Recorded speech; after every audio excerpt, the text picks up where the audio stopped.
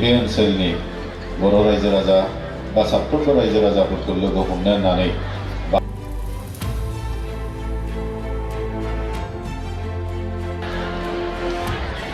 मानगोनांसिन बिथांमोनजों गोबारै खुबसा मोनसे जारिमिनारि जथुमा बियो उदालगुरि जिल्ला दुलाराय बर' फरायसा आफादनि नैबे नोलोबारि जेराव जादों लाल बाहादुर शास्त्री गोजौ फरायसालि लांगोनायाव बे जायगाया मोनसे जारिमिनारि बिहोमा दङ बर' हारिनि आगोलनि जि सोमावसारनाय बर' हारिनि राव थुनलाइ हारिमु बर' हारिनि सिनायथि बर' हारिनि सोदोमस्रि रैखा खालामनायाव बे जायगानिफ्राय गोबां बिहोमा दङ दिनै बेबायदि जायगायाव उदालगुरि जिल्ला बर' फरायसा आफादा 50थि बोसोरारि जथुम्माखौ खुंनाया थारैनो जोबोद बाख्नायजाथाव आरो मोनसे जारिमिनारि हाबाफारि मानोना आं दिनै रायखांगोन बे जायगानि माखासे गेदेमा सुबुं जोंहा गपाल राभा बिथांमोना बिनि आर्किटेक्चार बिनि दाबुर बसुमतारी बिनि आर्किटेक्चार आरो बेवहाय माखासे गेदेमा सुबुंफोर अमरेन्द्र स्वर्गियारि सुजेन दैमारि आरो लोगोसे माखासे बिर जोहोलावफोर जेरै जों रायखांनांगोन मेरगा बै समाव मेरगा होननानै बुङो खायला जों जायखौ बुंदों बै समावहाय आरो लोगोसे जोंहा बेवहाय गोबां माने बिनि मुंख्लं जोहोलावफोर दङ बिथांमोननि बे गोथार जायगायाव बे हाबाफारिखौ खुंनाया थारैनो जोबोद मोजां जादों आरो दिनै आं नुदों बेवहाय जेसेबांनाखि रायजो राजाया मोनसे उत्साह देखायदों बे थारैनो जोंनि हारिनि थाखाय मोनसे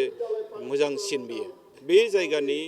जेसेबांनाखि फोरोंगिरिफोर दङ सानसुमैफोर दङ जेसेबां फरायसालिफोर दङ जेसेबां गामिफोर दङ बेवहाय थारैनो बाहागो लादों आरो बे हाबाफारिखौ माने जाफुंसार खालामदों बे जोंनि थाखाय जोबोद मोजां मोनसे नेरसोन होननानै आं बुंगोन थुनलाइ आफादनि जिथु जथुमा बे फैगासिनो समाव गाहाय आलासिखौ लानानै जिथु थिग जायाखै दासिमाव माबायदि जोङो गाहाय आलासिनि बेलायाव फ्राय थिग खालामबाय आसामनि मानिजाथाव गिबि मन्थ्रि डक्टर हिमन्त बिश्व शर्मा बिथाङानो गाहाय आलासि जागोन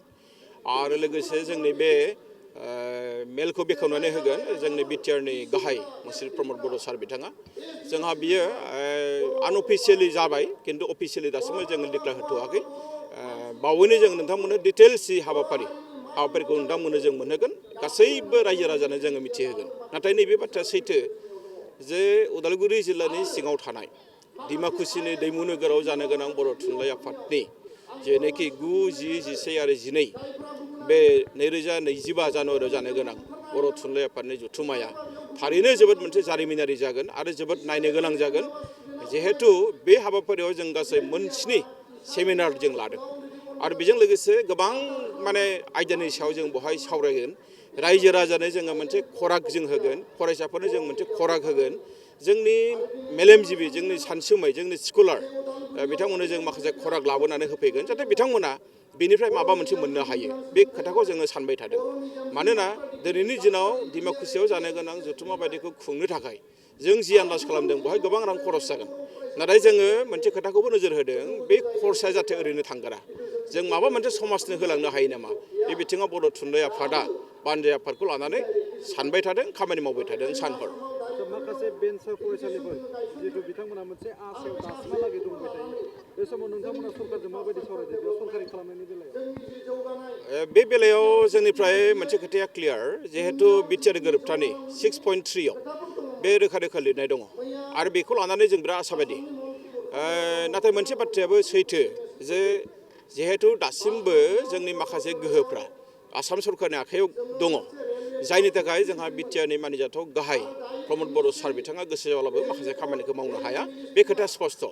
अब्लाबो जोङो प्रमद बर' सार बिथांखौ जोङो नारसिनबाय थादों जे 6.3 जेनोखि दफा मथे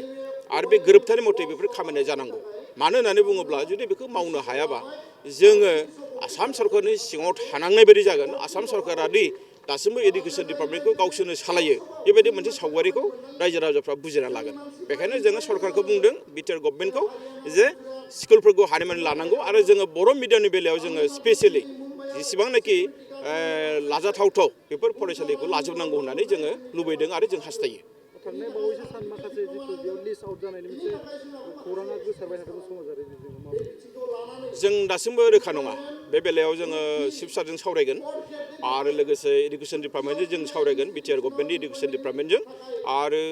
आंनि मिथिनायाव जों बावैनो ज' जिरायगोन आरो बे आयदाखौ जोङो रोखा खालामनानै लागोन